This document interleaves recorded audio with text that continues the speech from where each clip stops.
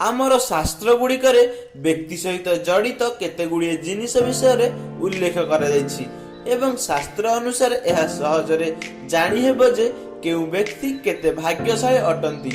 सामुद्रिक शास्त्र अनुसार व्यक्तिर लक्षण स्वभाव रंग रूप विषय सूचना प्रदान करा जायछि एवं एही समस्त सूचना अनुसार व्यक्तिर भविष्य किपर हेबो ताहा विषय जानी हेबो।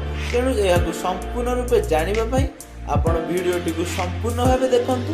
आ जदि ए पर्यंत आम ए चैनल को सब्सक्राइब करनांती तेबे तळे थिबा नाली बटन टी दबे सब्सक्राइब करनियंतु एवं पाखर थिबा बेल आइकन टी दबे दियंतु जहा फल नुआ नुआ एवं इंटरेस्टिंग वीडियो आपण खूब शीघ्र पाई परिबे। पक्ष ऊपर कला जाय रहिथाय से माने बहुत भाग्यशाली होइथांती एवं एपरि झियो माने निज जीवन को स्वर्ग करि दियंती। एथि पई यदि आपनक जीवन साथी ओठरे कला जाय रहिथाय तेबे बुझि नियंतु जे से आपनक पई बहुत भाग्यशाली अटंती।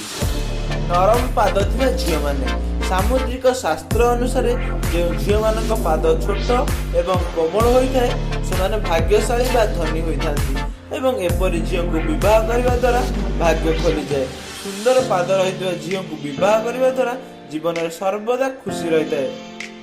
एथिपाई आपण को जदि एपरि के झियो मिलंती लंबा पाद थिबा झियो माने समुद्र शास्त्र अनुसार जे झियो मानकर पतला एवं लंबा पाद रहिथाय से घर को सौभाग्य एवं समृद्धि आनी थाए एवं निजर स्वामी एवं स्वामी का परिवार सदस्य मानकु जीवन में खुशी मध्य देई आसी थाए।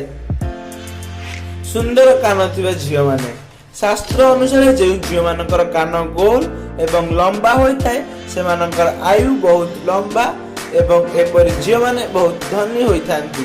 एथिबई लंबा एवं गोल कान थिबा झियो सहित आपण तुरंत विवाह करि परिबे। एपरि झियो माने आपण को धनी मध्य करि परिबे।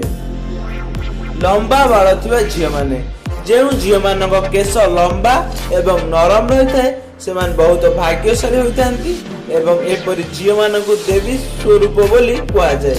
जेतेबेले कि जे झियो मानकर केश छोट होइथाय से झियो माने सेतिकी भाग्यशाली होई नथांती। नाली रंगर नयन थिबा झियो माने जेउ झियो मानक नयन बा आखि टिकिए रक्तिमा देखा जाय से मानकु भाग्यशाली बोली धरा जाय एवं एपरि झियो माने लक्ष्मीकर स्वरूप मध्य होइथांती।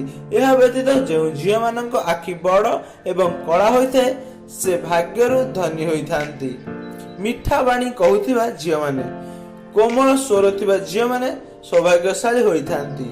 जेउ झियो माने मिठा बाणी रे कथा हुअंती से सर्वदा निज परिवार रे भल पाइबा बजाय रखंती एवं केबे मध्य घर कलह करबाकू दियंती नाही। तबे दर्शक बंधु एही गुण गुड़िक भितरु आपणकर किबा आपणक जीवन साथी केउ गुण रहिछि जदि रहि थाए तबे आमकु कमेंट करी निश्चित जणांतु एवं वीडियोटी भल लागिले एहाकु लाइक करंतु शेयर करंतु एवं एमती वीडियो पाई आम चैनल को सब्सक्राइब कर दियंतु।